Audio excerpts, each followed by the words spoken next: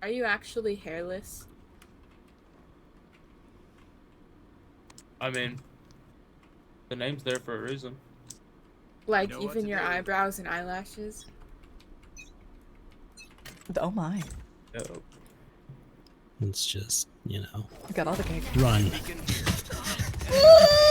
Hi, I'm Raven SA, but you can call me Raven. I'm an MMO RPG content creator and streamer, primarily Guild Wars 2, but I've also played Elder Scrolls Online, Final Fantasy XIV, WoW, WoW Classic, and obviously solo RPGs, usually in the fantasy genre. But I've been dealing with a content drought in the two I main until just recently. I was burnt out and was rapidly losing my interest in, really, video games as a whole. Aside from large-scale Siege PvP, typically anything competitive mode-wise gets a no from me. Which is why I was suspicious when a friend, now my duo, suggested Valorant back in April while we were looking for more games to play together. I had not touched an FPS aside from Call of Duty once or twice, and Fortnite years ago every once in a while. And even then, almost never on my own. So you can imagine my hesitation to jump into one of the most popular FPSs out there.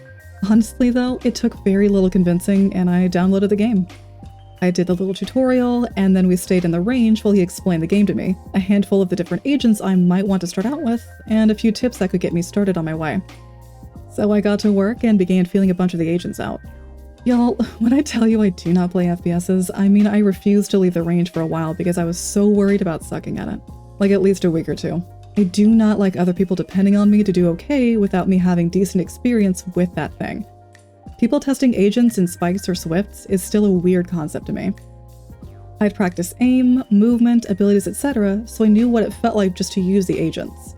Keep in mind, I'm very used to the typical holy trio of MMOs.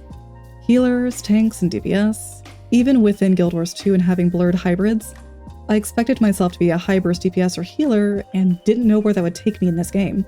So my butt did not want to go through the growing pains of a new set team-based one. Once I had my first few games though, I was hooked. I now had a problem and it was Valorant non-stop. It's all I would think about and I was obsessed with just wanting to get better and learn more about the game.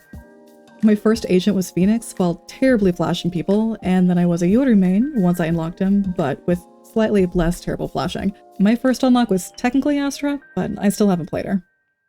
On a weird side note, going from Guild Wars 2 mainly to Valorant, a set hero FPS, there's a weird amount of overlap in abilities. Like for Astra, I keep calling her pull trap a gravity well, despite no one else around me knowing what that is. For context, it's something Chronomancers in Guild Wars 2 have as a similar ultimate ability. They're basically time and space-bending illusionists, and it's the same utility for the most part. Same pull towards the center like a black hole, and both even have the same general purple theme. It's a weird comparison that makes certain agents just click for me. Like Viper reminds me a bit of Scourge, poisoning, damage over time, vulnerability, etc. Skye is just a druid, a ranger but with heals. KJ is a vanilla engineer, and then you've got the elementalist broken down into different people. Sage heals with a Radianite flowing like water or solid like ice that hinders movement, much like the water attunement. Phoenix as an obvious fire burst DPS that goes in head first. Neon, who is the human embodiment of the speed and shock damage that comes with the air and lightning attunement. And then weirdly enough Breach, whose entire thing is disrupting the very ground you walk on or incapacitating you like the earth attunement. I know we have Harbor, an actual water guy, but I didn't know who or what he was until much later. This is just how my brain connected these agents to make sense for me. Anyway, I went from Phoenix mixed in with Sova to Yoru and then messing with Sage and Reyna for a while, and now I mainly play Viper and Sage with some Reyna and then a few others far less frequently. I only went Viper because I was told I might be able to do some voice lines from her and it'd be funny to voice troll, but we're working on that. You can see the beginning of that new journey here if that interests you, but I thoroughly enjoy her utility so far. Let's talk routine. I'm sure plenty of other people making videos like this have mentioned searching how to get better at the game, or trying to rank up quick, or hiring someone like a coach, so I'll just get to the part where I saw you're apparently supposed to have a routine for better aim. Keep in mind, I barely do comp, this is just so I don't feel completely useless all the time. I tend to start out with a range and either practicing with the multiple bots at one time, or doing the 50 count strafing bots after. Either way, they let me keep my time and see where I'm improving with it. Then if I'm feeling extra, I go into what used to be deathmatch or escalation for me and is now team deathmatch and then spike rush after. I keep seeing things about aim labs and a tracker, but still not sure if those are things I'm gonna mess with for a while, if ever. Learning all new lingo and names for things has also been a little jarring. And this is coming from someone who has an ongoing list of jargon and common phrases in my own Discord that I made from scratch for a whole ass MMO. Lineups and other extra techniques. Holy balls, I did not expect people in this game to go as extra as they do, but I love it. I kept hearing jokes about lineups, but didn't actually realize what they were until my duo started showing me Viper lineups. I saw Grim Walls, Better Places to Smoke, Cypher Traps, and now mixing those with Deadlock and KJ. Things I typically expect to see people do not just in regular comp, but tiered leagues. Nope, people just do them willy-nilly and you have two reactions. People that get excited to see them work, usually on your team, or salty opponents that only hate it because they're being used against them. I've rarely seen teammates get mad at lineups unless they've already been toxic and decide they don't like you. Which that's a whole other conversation. I often see or hear people primarily in MMOs or other games trash talk Valorant, Overwatch, and other team-based competitive games, stating how toxic they are. Either because of what they've experienced, or just from the extremely loud minority you tend to see posted on social media. I originally didn't want to touch any FPS because, while I can deal with it, I just didn't want to.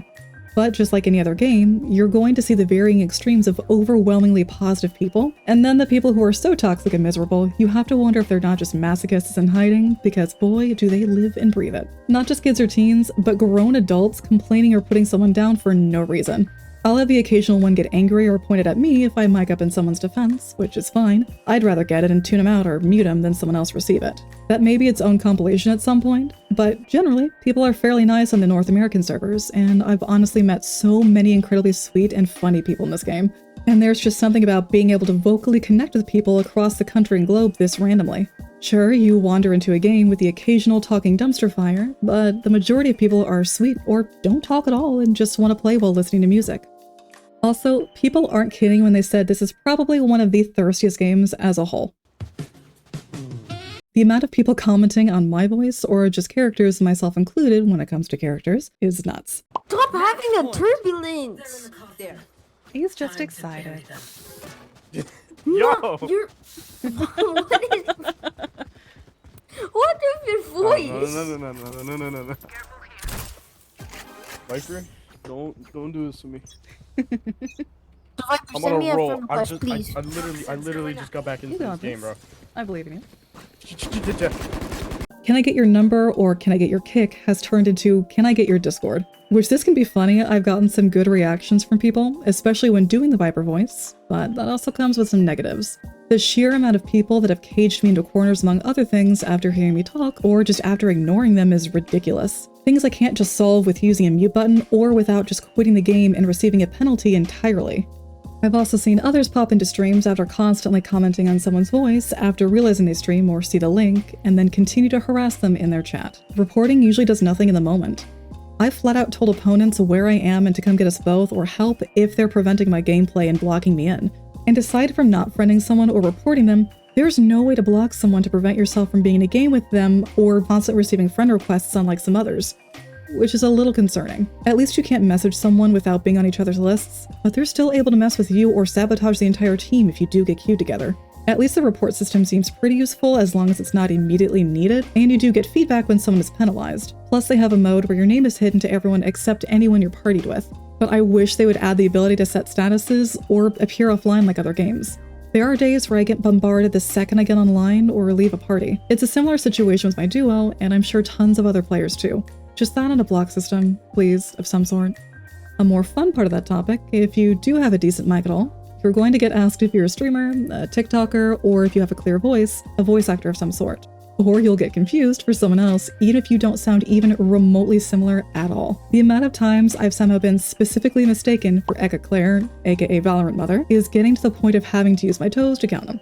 I've had a kid mention Nat, the guy who does the femme voice trolling, and plenty of others, but for some reason, Eka Claire is a common one. It's only been about 3-ish months, maybe slightly less than that, but I feel like I'm really improving, and I'm still just as hooked as I was towards the start. Last week I started pulling up guides, the Radiant series from Joel's, basics for agents, etc. to learn what I can do to improve as an overall player, so we'll see how that goes. I haven't bothered with the meta at all, since I've barely touched comp until recently, but I know I'll have to start looking at that sooner rather than later. I've also spent a decent amount on skins. I'm just glad it's mainly weapons in this game, or I'd be screwed. It may be stereotypical, but cosmetics in any game are a money sink for me, and I have almost zero self-control. but I'm thoroughly excited to see where I go in the game, and if I do comp, how much more I'll be invested. I do already have a few set pet peeves and favorites about the game, like people using you as bait, or running when you're trying to sneak to flank solo, versus how willing people are to just share skins they've spent money on, and the goofball lobbies in Spike Rush when people know the others on the opposite team. I'll end there for now, but I want to hear from you. What are your pet peeves and favorites about Valorant? What's your overall experience?